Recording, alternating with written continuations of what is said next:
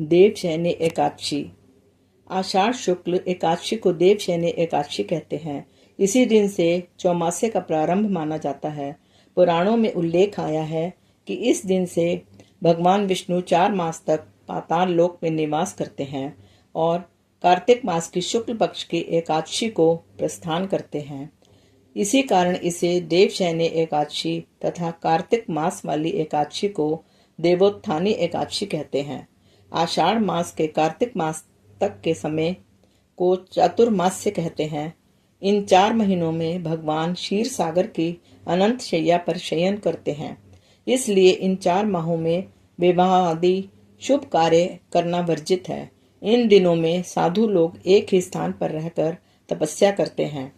व्रती को श्री हरि विष्णु की सुवर्ण, चांदी, तांबा या पीतल की मूर्ति बनवाकर उसका षोडोपचार सहित पूजन करके पीतांबर आदि से विभूषित कर श्वेत चादर से ढके गद्दे तकिए वाले पलंग पर शयन करना चाहिए।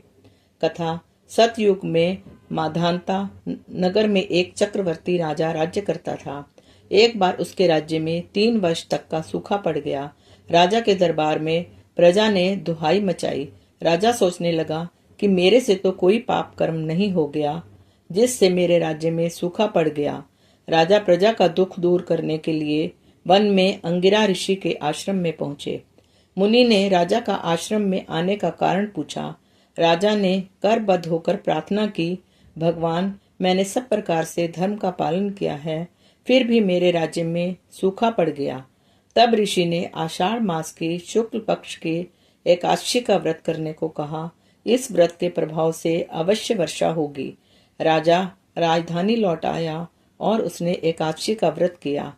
राज्य में व्रत के प्रभाव से मूसलाधार वर्षा हुई और पूरा राज्य अन्न रूपी धन से परिपूर्ण हो गया। धन्यवाद।